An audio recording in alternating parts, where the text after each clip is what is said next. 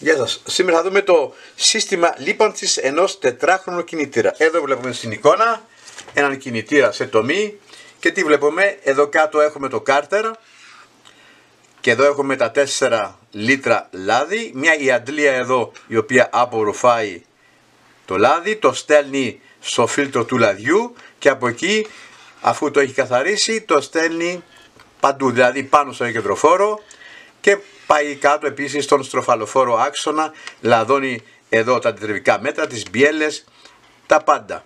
Και επίσης έχουμε και εδώ ένα άλλο το σύστημα εδώ τροφοδοσίας λαδιού και πάμε να δούμε. Αντλία, φίλτρο, αντλία καινού,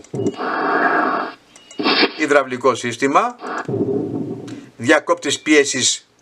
Αυτό που δείχνει δηλαδή στον ταμπλό μπροστά μας ότι έχουμε λάδι σε ορισμένα μοντέλα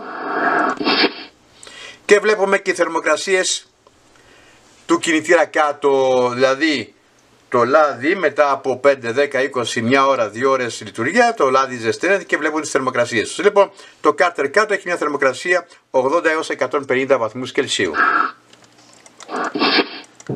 Βλέπουμε ότι στο στροφαλοφόρο άξονα έχει 100-170, όσο ανεβαίνουν προς τα πάνω οι θερμοκρασίες αυξάνονται. 115 έως 185, βλέπουμε εδώ 140 έως 220 και πάει.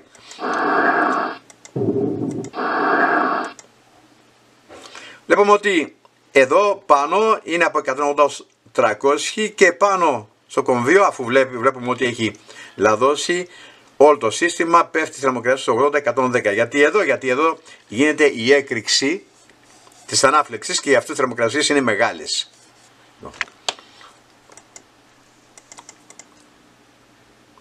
Αυτό ήταν, παιδιά, το βιντεάκι για τη ρύπανση. Ευχαριστώ και μην ξεχνάτε πάντα τα ίδια και γραφείτε για τα επόμενα μηχανικά που έρχονται. Ευχαριστώ. Γεια χαρά.